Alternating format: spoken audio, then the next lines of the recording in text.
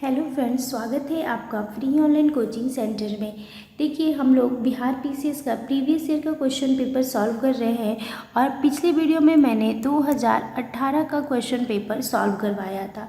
ठीक है, और आज हम लोग 2016 का क्वेश्चन पेपर सॉल्व करेंगे। और देखिए, 2000 इसके बाद हम लोग इस तरीके से 10 साल का क्वेश्चन पेपर सॉल्व करेंगे और ये मैंने आपको पिछले वीडियोज में भी बताए थे। और देखिए, आप प्लेलिस्ट में जाकर मेरे चैनल पे प्लेलिस्ट में जाकर देखेंगे तो मैंने बिहार स्पेशल के 12 वीडियो में पूरे बिहार स्पेशल को कवर कर रखा है। और उसके बाद हम लोग मैंने हिस्ट्री की भी वीडियोस बना रखे, तो आप जाके मेरे चैनल पे देख सकते हैं। ठीक है, इसके अलावा देखिए, मैं एक इम्पॉर्टेंट बात बता रही हूँ कि हम लोग देखिए, मेरे पास पीडीएफ फॉर्मेट में क्वेश्चन पेपर नहीं है। ठीक है, मैं बुक है मेरे पास पूरी की पूरी। तो बेसिकली मेरे पास जो बुक है वो 20 साल का क्वेश्चन पेपर का है। ठीक है, लेकिन हम लोग अभी 10 साल का क्वेश्चन पेपर पहले सॉल्व करेंगे, तो और एक एक दिन करके करेंगे। ठीक है, तो इसमें क्या है कि मैं आप लोगों को जो करेंट अफेयर्स वाला पोर्शन है उसको छोड़ दूंगी और उसके अलावा मैथ्स का जो क्वेश्चन है उसको छोड़ूंगी। मैथ्स का क्वेश्चन क्योंकि देखिए इस पर कराना पॉसिबल नहीं है, उसको अच्छे से समझाना पड़ता है, उसको फिर वाइट बोर्ड के माध्यम से मैथ्स कराना पड़ता है। तो जब आप लोग बोलेंगे कि मैथ्स भी करवाना है तो मैं आप लोगों को वाइट बोर्ड पे विजुअल वीडियो के माध्यम से मैथ्स के क्वेश्चंस पेपर को सॉल्व करवाऊंगी। ठीक है, जो मैं छोड़ी रहूँगी। ठीक है, तो चलिए आज का क्वेश्चन हम लोग शुरू करते हैं। सिंधु घाटी के लोग थे शाकाहारी, मांसाहारी, शाकाहारी और मांसाहारी दोनों या गाय का मांस नहीं खाने वाले। तो ये आंसर नंबर चौथा होगा, ये गाय का मांस नहीं खाने वाले लोग थे। द्वितीय बुद्ध सभा जो लिखा है ना, ये बेसिकली आपको बौद्ध सभा होना चाहिए था यहाँ पे। ठीक है, क्योंकि बुद्ध तो नाम था उनका। तो देखिए, द्वितीय बौद्ध सभा वैशाली में। भारतीय नेपोलियन किसे माना गया है? तो भारतीय नेपोलियन समुद्रगुप्त को कहा गया है। और किसने कहा है, ये इम्पॉर्टेंट है। तो इसका आंसर है विंसेंट स्मिथ। ठीक है, विंसेंट स्मिथ ने बोला है। अब देखिए, समाहर्ता कौन है? तो समाहर्ता कौन होता है? तो इसका आंसर है महासंग्रहकर्ता। भगवान बुद्ध, देखिए जिस क्वेश्चन में एक्सप्लेन करना होगा वहीं पे मैं करूँगी। ठीक है, भगवान बुद्ध ने ज्ञान प्राप्त करने के लिए लंबे वर्षों तक तपस्या और साधना में जीवन कहाँ व्यतीत किए? तो इसका आंसर है गया में। ठीक है, फिर अब देखिए, महमूद गजनी का अपना अंतिम अभियान कब किया था? तो इसका आंसर होगा 1027 में। ठीक है, 1027 में। देखिए, अंतिम सैन्य अभ्यास पूछा है ना, सॉरी, इसमें देखिए ये मैंने थोड़ा गलत बता दिया आपको। इसमें पूछा है अंतिम सैन्य अभ्यास, तो अंतिम सैन्य अभ्यास 1025 पे सोमनाथ में किया था। ठीक है, ये सैन्य अभ्यास था। लेकिन 1025 के बाद भी मैंने वीडियो मोहम्मद गजनवी पे बना रखा है, तो आप मेरे प्लेलिस्ट में जाके देख सकते हैं। ठीक है, देखिए सबसे पहली बात तो इस क्वेश्चन के माध्यम से इसका आंसर 1025 होगा। 1025 में इसने सोमनाथ पे आक्रमण किया था और गुजरात में है। और जहाँ का शासन कौन था उस समय? शासक कौन था? भीम प्रथम। ठीक है, और 1027 में इसका भारत पे अंतिम आक्रमण था। आक्रमण इन द सेंस कि ये सिर्फ जो जाट थे उनको सिर्फ डरवाने धमकाने के पर्पज से आया था। तो इसका आंसर 1025 होगा। ये हमारा ये सैन्य अभियान पे नहीं आया था, सिर्फ उन्हें एक बार अंतिम बार डरवाने धमकाने के लिए भारत में आया था। अब देखिए, 40 ग्रुप की शक्तियों को किसने तोड़ा था? ठीक है, तो इसका आंसर है बलबन। किसने अपनी प्रजा में गंभीरता से भेदभाव और अन्याय को समाप्त करने का प्रयास किया था? ठीक है, तो इसका आंसर है मोहम्मद बिन तुगलक ने। अब देखिए, 1529 में किसने दक्षिण बिहार पर आक्रमण किया लेकिन शेर खां के द्वारा परास्त किया गया? ठीक है, तो इसका आंसर होगा बहार खां। देखिए, अब बक्सर का युद्ध लड़ा गया था। बक्सर का युद्ध कब लड़ा गया था?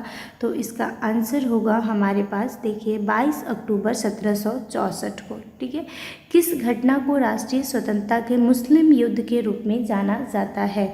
तो मोपला विद्रोह। बंगाल विभाजन किसके समय उलट दिया गया था? ठीक है, किसके समय उलट दिया गया था? तो इसका आंसर है हमारे पास लॉर्ड हार्डिंग के समय में। ठीक है, ये आप देख सकते हैं, मैंने दिल्ली सल्तनत पढ़ाई है, उसमें इसके बारे में बताया है। ठीक है, अब देखिए किस घटना ने गांधी जी को भारत स्वतंत्रता संग्राम के क्षेत्र में लाकर खड़ा किया? ठीक है, तो इसका आंसर होगा जलियांवाला बाग हत्याकांड ने। ठीक है, और फिर देखिए वर्ष 1946 से 50 के दौरान संविधान सभा के अध्यक्ष कौन थे? तो ये आप जानते होंगे बहुत अच्छे से, राजेंद्र प्रसाद प्रथम संविधान सभा के अध्यक्ष बने थे। ठीक है, प्रथम अध्यक्ष थे, मतलब प्रथम संविधान सभा नहीं, संविधान सभा के प्रथम अध्यक्ष थे। खिलाफत आंदोलन का नेतृत्व किसने किया था? तो खिलाफत आंदोलन का नेतृत्व किसने किया था? अली ब्रदर्स ने। ठीक है, अब आगे देखिए, आगे का क्वेश्चन बोल रहा है कि भारतीय राष्ट्रीय कांग्रेस की ऐतिहासिकता लाहौर अधिवेशन 1929 की अध्यक्षता किसने की थी? तो इसका आंसर है जवाहरलाल नेहरू ने। ठीक है, वर्ष 1929 में दिसंबर के माह में लाहौर में अधिवेशन हुआ था। ठीक है, जिसकी अध्यक्षता पंडित जवाहरलाल नेहरू ने की थी। ठीक है, अब देखिए निम्न में से कौन सा सही सुमेलित नहीं है? बेलगांव अधिवेशन 1924 महात्मा गांधी, कलकत्ता अधिवेशन 1928 सरोजनी नायडू। ठीक है, उसके बाद हरिपुरा अधिवेशन सुभाष चंद्र बोस, मेरठ अधिवेशन 1946 आचार्य कृपलानी। ठीक है, तो इसका आंसर है हमारे पास जो दूसरा आंसर है कलकत्ता अधिवेशन।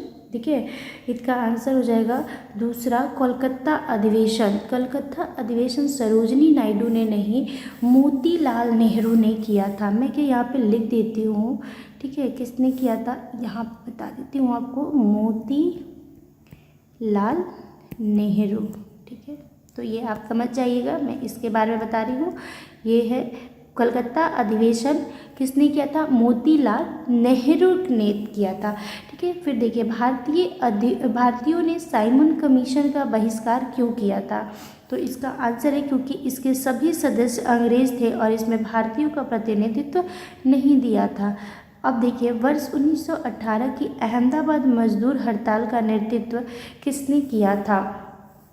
तो इसका आंसर है हमारे पास MK गांधी, महात्मा गांधी ने। ठीक है, अब चलिए अगला क्वेश्चन देखते हैं हम लोग। अगला क्वेश्चन है भारतीय राष्ट्रीय कांग्रेस की कार्य समिति ने भारत छोड़ो प्रस्ताव कहाँ पारित किया था?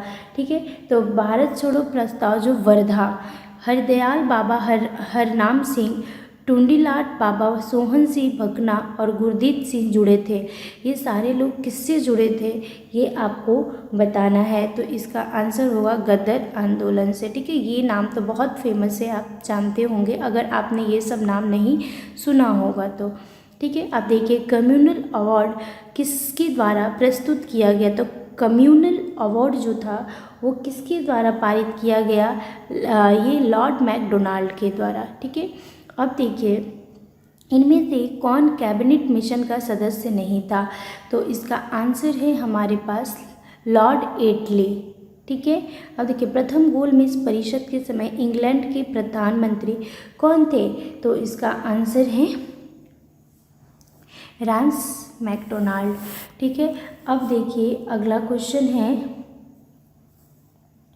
भारत तो पूर्ण स्वराज दिवस सर्वप्रथम कब मनाया गया था? 26 जनवरी 1930 घोषित किया गया था। अगर क्वेश्चन आता है तो 1929 होगा और मनाया गया था 1930 को, ये याद रखिएगा। ठीक है, अब देखिए आज़ाद हिंद फौज की स्थापना किसने की थी? तो आज़ाद हिंद फौज की स्थापना किसने की थी? तो ये आपको बहुत अच्छे से पता होगा, सुभाष चंद्र बोस ने। ठीक है, सुभाष चंद्र बोस ने आज़ाद हिंद फौज की स्थापना की थी। अब देखिए निम्न तिथियों में से किस तिथि को पंचायती राज संस्था के संविधान 73वां संशोधन अधिनियम 1992 के द्वारा संवैधानिक पद दिया गया? ठीक है, तो इसका आंसर क्या हो जाएगा हमारे पास, किसको दिया गया था? तो इसका आंसर है 23 अप्रैल 1993। निम्न में से किसे भारत सरकार का प्रथम विधि अधिकारी समझा जाता है? ठीक है, इसमें से बोला है कि निम्न में से किसे भारत सरकार का प्रथम विधि अधिकारी समझा जाता है। तो जो भारत का महान्यायवादी होता है उसे विधि अधिकारी समझा जाता है। ठीक है, अब आगे देखिए, निम्न कमेटियों में से कौन सी एक पंचायती राज से संबंधित नहीं है? तो कौन सी एक पंचायती राज से संबंधित नहीं है? तो क्वेश्चन है, आंसर है इसका पीवी एंड रॉक कमेटी। ठीक है, अब देखिए, निम्नलिखित अनुच्छेदों में से किस एक को डॉक्टर BR अम्बेडकर द्वारा संविधान का हृदय और आत्मा कहा गया है? तो इसका आंसर होगा हमारे पास, देखिए, जो अनुच्छेद 32 है। ठीक है, अनुच्छेद 32, देखिए अनुच्छेद 32 में मौलिक अधिकारों को प्रवर्तित कराने के लिए समुचित कार्रवाइयों द्वारा उच्चतम न्यायालय में आवेदन करने का अधिकार प्रदान किया गया है। ठीक है, इसीलिए इसे कहा जाता है हृदय। ठीक है, तब तो ये याद रखिएगा। भारत के संसद में होते हैं, भारत के संसद में कौन कौन लोग होते हैं? तो देखिए, राष्ट्रपति, राज्यसभा और लोकसभा। ठीक है, राज्यसभा, लोकसभा और राष्ट्रपति। ठीक है, तो इसका आंसर हो जाएगा पहला, दूसरा, तीसरा। इसका आंसर पहला। ठीक है, अब देखिए, राज्यसभा के संबंध में निम्न में से निम्नलिखित कथनों पे विचार कीजिए राज्यसभा के संबंध में। तो यहाँ पे हम लोग देखते हैं, राज्यसभा के संबंध में यह भंग की नहीं की जा सकती है। ठीक है, इसका कार्यकाल 5 वर्ष का होता है। प्रत्येक 2 वर्ष के बाद इसके 1/3 सदस्यों का कार्यकाल समाप्त हो जाता है। इसके सदस्य 25 वर्ष से कम आयु के नहीं होंगे। तो इसका आंसर है हमारे पास पहला और तीसरा। ठीक है, पहला और तीसरा सही है। अब देखिए, संघ लोक सेवा आयोग अपना वार्षिक प्रतिवेदन सौंपते हैं। तो इसका आंसर है हमारे पास राष्ट्रपति को। भारत के संविधान के अंतर्गत कौन सा अनुच्छेद कारखानों के बच्चों के नियोजन का प्रतिषेध करता है? ठीक है, तो कौन सा है हमारे पास? तो इसका आंसर है हमारे पास, देखिए, अनुच्छेद 17। ठीक है, अब देखिए अगला, निर्वाचन आयुक्त को हटाया जा सकता है। निर्वाचन आयुक्त को मुख्य निर्वाचन आयुक्त के परामर्श पर राष्ट्रपति द्वारा। संविधान सभा के संवैधानिक सलाहकार थे, कौन थे? संविधान सभा के संवैधानिक जो सलाहकार हैं उसका आंसर है BN रॉ। निम्न में से कौन संसद के दोनों सदनों की संयुक्त बैठक की अध्यक्षता करता है? तो इसका आंसर है लोकसभा का अध्यक्ष। अब देखिए, भारत के भूगोल पर आते हैं। तो दक्षिण गंगोत्री कहाँ स्थित है? दक्षिण गंगोत्री कहाँ पे स्थित है? अंटार्कटिका। ठीक है, अंटार्कटिका में यह भारत एक खोज अभियान है। ठीक है, दक्षिण गंगोत्री के बारे में बताया गया है। भारत में निम्नलिखित में से पर्वतों का उत्तर से दक्षिण की ओर सही क्रम लगाइए। उत्तर से दक्षिण की ओर लगाना है। ठीक है, तो सबसे पहले देखिए उत्तर। ठीक है, उत्तर में कौन सा है? ये उत्तर में हिमालय। ठीक है, तो सबसे पहले तो ये देखिए हिमालय, फिर हिमालय के बाद आता है विंध्य, सतपुड़ा, नीलगिरी। तो ये 39 का पहला सही है। सबसे पहले तो उत्तर में हिमालय है, आप बहुत अच्छे से जानते होंगे। ठीक है, अब देखिए, पाक जलडमरू मध्य के मध्य स्थित है। पाक जलडमरू मध्य के मध्य क्या स्थित है? तो इसका आंसर है हमारे पास भारत और श्रीलंका। ठीक है, पाक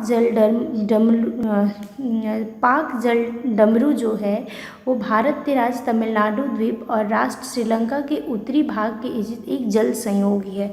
ठीक है, अब देखिए, निम्नलिखित राज्यों केंद्र शासित प्रदेशों में किसमें जुआरी नदी प्रवाहित होती है? ठीक है, जुआरी नदी किसमें प्रवाहित होती है? दमन एवं दीव। ठीक है, या फिर हम लोग अगला क्वेश्चन देखते हैं। ऑप्शन गोवा, पुडुचेरी और अंडमान निकोबार। तो इसका आंसर है हमारे पास जुआरी जो है वो गोवा। ठीक है, निम्नलिखित राज्यों में से कौन सा नया राज्य बना है? कौन सा राज्य नया बना है? तो ये तेलंगाना। ठीक है, क्योंकि देखिए झारखंड जो है तेलंगाना बना है। ठीक है, तेलंगाना हमारा 29वां राज्य है, ये याद रखिएगा आप लोग। ठीक है, अब देखिए निम्न में से कौन सा भारत का एक प्रमुख कपास उत्पादक क्षेत्र है? तो इसका आंसर है दक्कन ट्रैप। ठीक है, अब देखिए क्वेश्चन नंबर 44, निम्नलिखित उद्योगों में से किसे बोकारो में स्थापित किया गया है? लौह एवं इस्पात। निम्नलिखित राज्यों में किसमें 2011 में सर्वाधिक जनसंख्या घनत्व था? तो सर्वाधिक जनसंख्या घनत्व किसमें था? बिहार। ठीक है, अब देखिए निम्नलिखित खनिज अयस्क निक्षेपों में कौन सा दंडकारण्य प्रदेश में मिलता है? तो इसका आंसर है बॉक्साइट। आम्र वर्षा क्या है? आम्र वर्षा क्या होता है? तो उत्तर पूर्व बिहार में मानसून पूर्व वर्षा। भारत में कुल सड़क लंबाई में राष्ट्रीय राजमार्ग का प्रतिशत कितना है? तो इसका आंसर है 2.0%। ठीक है, और राष्ट्रीय राजमार्गों के विकास में भारत का 11वां स्थान है। ये भी याद रखिएगा कि राष्ट्रीय राजमार्ग के जो विकास में भारत का 11वां स्थान है। ठीक है, अब देखिए भारतीय रेल के संबंध में निम्न कथनों पे विचार कीजिए। यह विश्व के सबसे बड़े रेल नेटवर्कों में से एक है। यह सड़क यातायात की तुलना में कम कार्बन छोड़ता है। इस क्षेत्र में आधुनिकीकरण की कोई आवश्यकता नहीं है। तो इसका आंसर हो जाएगा हमारे पास पहला और दूसरा। यह विश्व के सबसे बड़े रेल नेटवर्कों में से एक है। यह सड़क यातायात की तुलना में कम कार्बन छोड़ता है। ठीक है, अब देखिए विश्व भूगोल, नील नदी किस महाद्वीप में प्रवाहित होती है? तो ठीक है, ये बहुत इजी क्वेश्चन है जो कि आप लोगों को पता भी होगा। ठीक है, संसार की सबसे बड़ी नील नदी अफ्रीका की सबसे बड़ी झील विक्टोरिया से निकलती है। ठीक है, और सहारा के पूर्वी भाग में ये बहती है, तो ये सहारा हो जाएगा, अफ्रीका हो जाएगा, सॉरी। ठीक है, निम्नलिखित सागरों महासागरों में से कौन सा पनामा नहर द्वारा जुड़ा हुआ है? और ये देखिए प्रीवियस ईयर के ये 2018 में भी पूछा हुआ क्वेश्चन है। तो इसका आंसर है लाल सागर और भूमध्य सागर। ठीक है, अब देखिए ये पनामा नहर किसको वो स्वेज नहर पूछा था और ये पनामा नहर है। ठीक है, यहाँ पे देखिए मैंने आपको थोड़ा गलत बता दिया। ठीक है, तो सॉरी इसके लिए। अब देखिए पनामा नहर पूछा है और वो स्वेज नहर पूछा था, तो आपको ये दोनों ही याद रखना पड़ेगा। तो पनामा नहर जो देखिए स्वेज नहर जो है वो लाल सागर और भूमध्य सागर को जोड़ता है। ठीक है, और पनामा नहर है वो ये देखिए अंध महासागर और प्रशांत महासागर को जोड़ता है। ठीक है, अब देखिए निम्नलिखित देशों में से दुग्ध उद्योग किसका एक प्रमुख उद्योग है? दुग्ध उद्योग किसका एक प्रमुख उद्योग है? भारत का। निम्नलिखित में से कौन सा यूरोप में रूर प्रदेश के लिए एक प्रमुख उद्यम है? तो इसका आंसर है हमारे पास औद्योगिक उद्यम। ठीक है, अब इकोनॉमिक्स से कुछ क्वेश्चंस देखते हैं। देखिए ई सहयोग परियोजना किसके द्वारा आरंभ की गई थी? ई सहयोग परियोजना, तो इसका आंसर है ई सहयोग परियोजना वित्त मंत्री के द्वारा। ठीक है, वित्त मंत्री जो अरुण जेटली थे तब उनके द्वारा यह किया गया था। ठीक है, अब देखिए आगे भारतीय रिजर्व बैंक में अप्रवासी भारतीयों के लिए राष्ट्रीय पेंशन व्यवस्था को किसके अंतर्गत स्वीकृति दी गई थी? तो इसका आंसर है हमारे पास फेमा 2002। इनमें से कौन सी नीति आयोग का पूर्णकालिक सदस्य नहीं है? तो इसका आंसर है हमारे पास स्मृति जुबिनी ईरानी, वस्त्र मंत्री। ठीक है, निम्न में से कौन सी एक 12वीं पंचवर्षीय योजना काल के लिए सेवा क्षेत्र में औसत लक्षित वृद्धि है? तो इसका आंसर है 10.5%। भारत में निम्न में से किसके शासनकाल में रोलिंग प्लान प्रारंभ किया गया था? तो इसका आंसर होगा जनता पार्टी के शासनकाल में। देखिए JNNURM, ठीक है, ये देख रहे हैं आप, JNNURM का संबंध निम्नलिखित में से किस एक सुधार का है? तो इसका आंसर है हमारे पास किसका है? तो इसका आंसर होगा शहरी अधिसूचना। देखिए अब JNNURM का फुल फॉर्म क्या होगा? जवाहरलाल नेहरू, ठीक है, क्या है? जवाहरलाल नेहरू अर्बन रूरल क्या है? इसके बाद मिशन, ठीक है, तो ये याद रखिएगा आप। अब देखिए निम्न में से कौन सा एक युग्म सही सुमेलित नहीं है, तो इसका आंसर है हमारे पास ये, अब सुमेलित बताना है, ठीक है। 1951 में 946 ये लिंगानुपात की बात कर रहा है, ठीक है। भारत में लिंगानुपात 1971 में 1930, तो कौन सा सही सुमेलित नहीं है, तो इसका आंसर है हमारे पास 2011 में 1920 नहीं है। 2011 में भारत का लिंगानुपात 943 है, ठीक है, ये याद रखिएगा आप लोग, ठीक है। और इसका फुल फॉर्म आपको मैंने बता दिया ना, JNNURM का हिंदी में देख लीजिए, जवाहरलाल नेहरू राष्ट्रीय शहरी नवीनीकरण मिशन, ठीक है, और ये 2005 में आरंभ किया गया था, ठीक है। अब देखिए निम्न पंचवर्षीय योजनाओं में से किसमें तीव्रतर, समपोषीय और अधिक समावेशी विकास का दृष्टिकोण रखा गया है, तो इसका आंसर है 12वीं पंचवर्षीय योजना में। पंचवर्षीय योजना कब स्टार्ट किया गया था, 1951 में, ठीक है।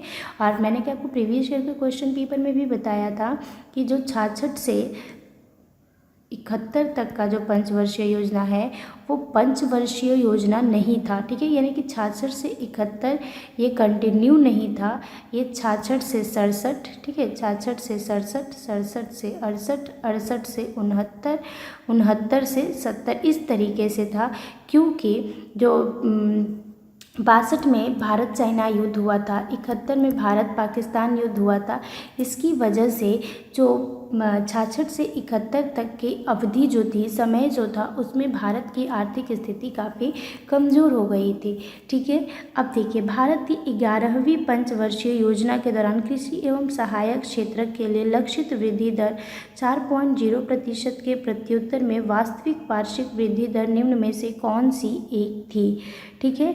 तो इसका आंसर है हमारे पास 11वीं पंचवर्षीय योजना में कृषि विकास का जो दर था, ठीक है, इसमें 3.8 दिया हुआ है, लेकिन आप जब डाटा देखेंगे तो 3.7 होगा, ठीक है। तो इसमें आप आंसर 3.8 भी कर सकते हैं।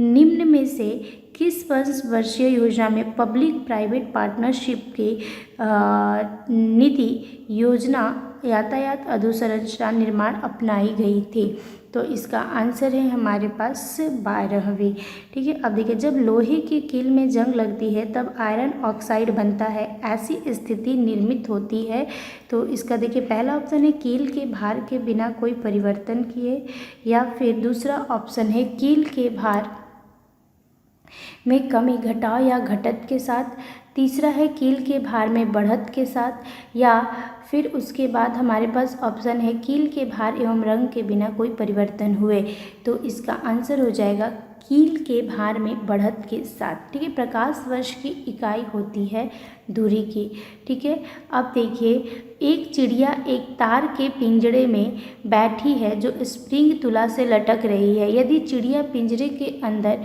उड़ना शुरू करती है तो स्प्रिंग तुला की माप होगी, क्या होगी, तो इसका आंसर है पहले से कम। देखिए जब एक चिड़िया एक तार के पिंजरे में बैठी है जो एक स्प्रिंग तुला से लटक रहा है, यदि चिड़िया पिंजरे के अंदर ही उड़ना शुरू करेगी तो स्प्रिंग तुला का जो पूर्व स्थिति से कम हो जाएगा, क्योंकि यहाँ यांत्रिक दोलन यानी कंपन होगा, समझ गए आप।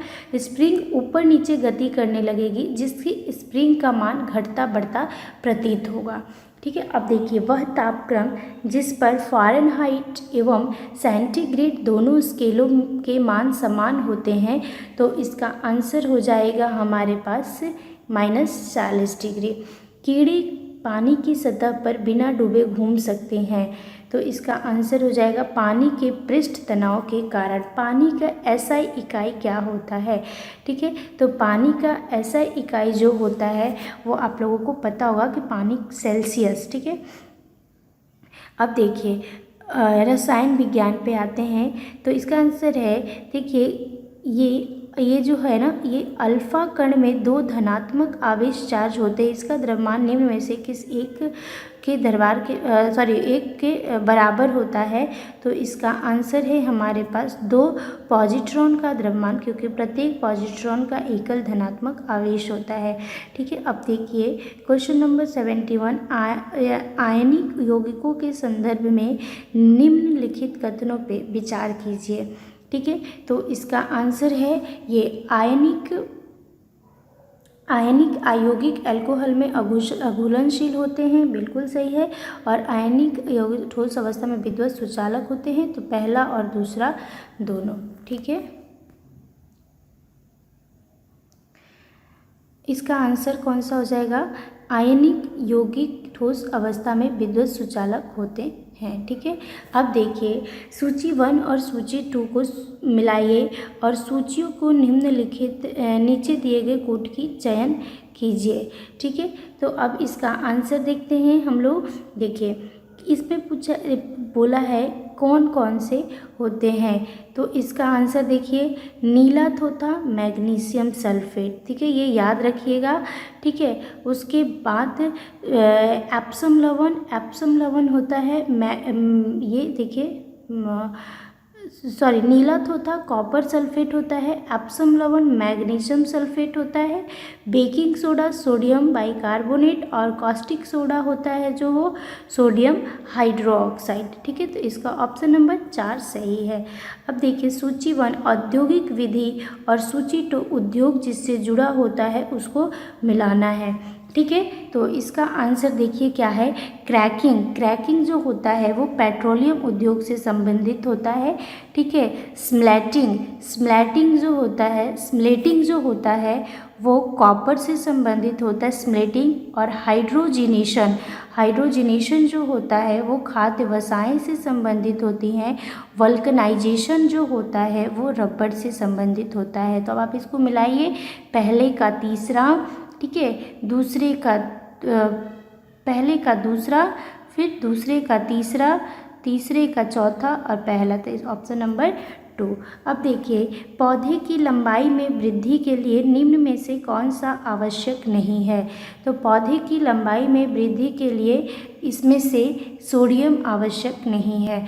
फिर डॉल्फिन निम्न में से एक वर्ग का उदाहरण है, तो इसका आंसर है मैमल।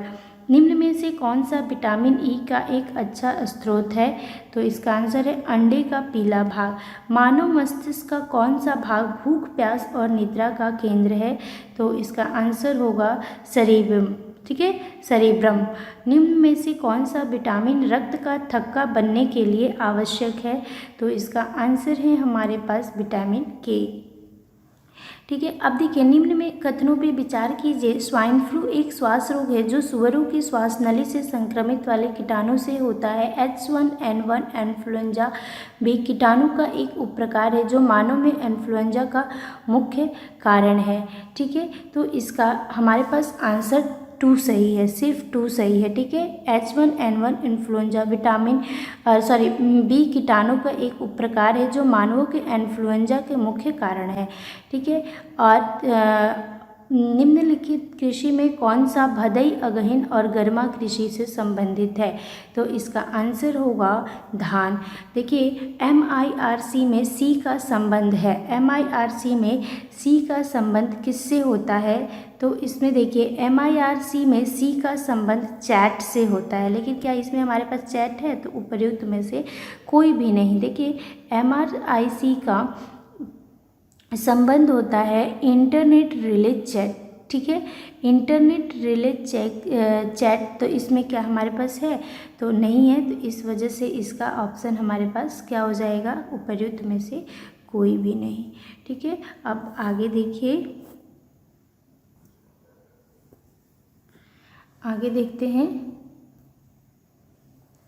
देखिए आगे है कि स्थान जहाँ कंप्यूटर प्रोग्राम एवं डाटा संचयित करता है तो उसे कहा जाता है, क्या कहा जाता है? मेमोरी।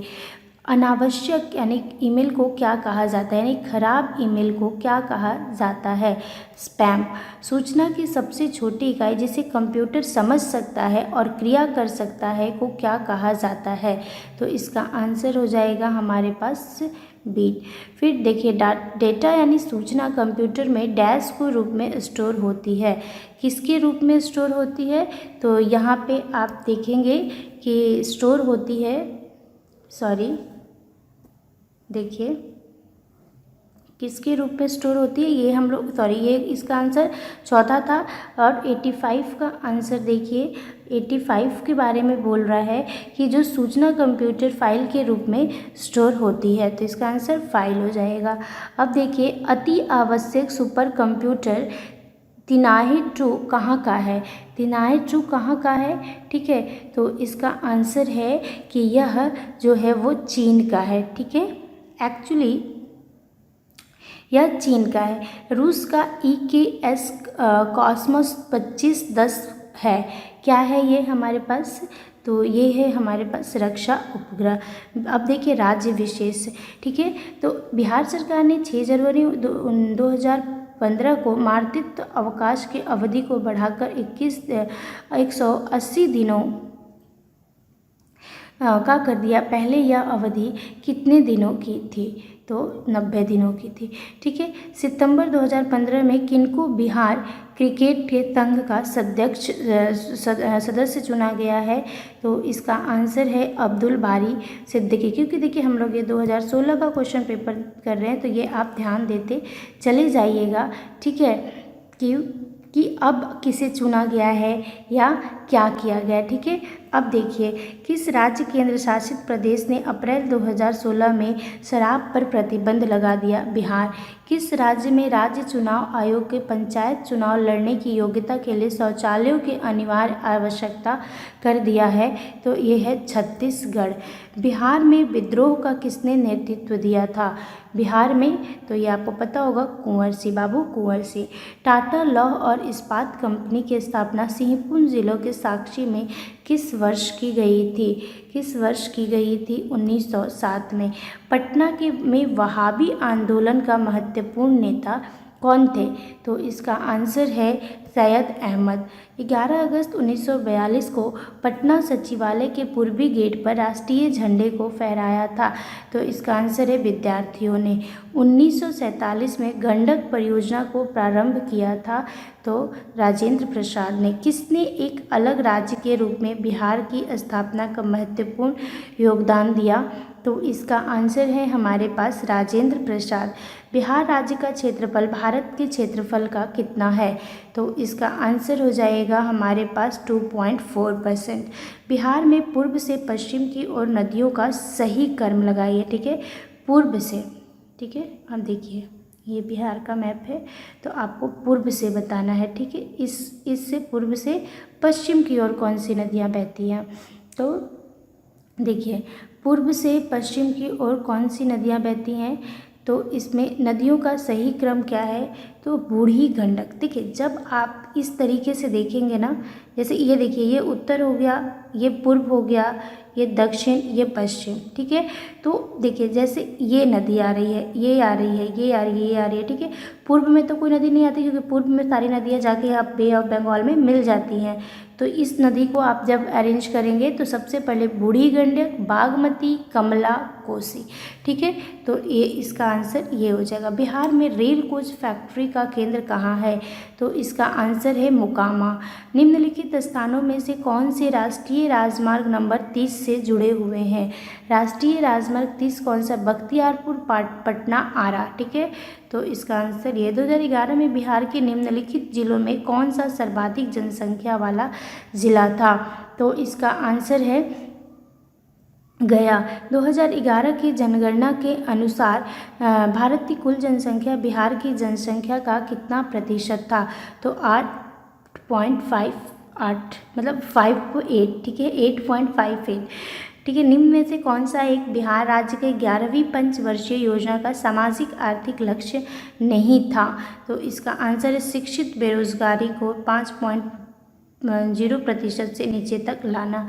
निम्न में से कौन सी एक बिहार वर्ष 2012-13 में मोटे तौर पे प्रति लाख जनसंख्या की कुल सड़क की लंबाई थी?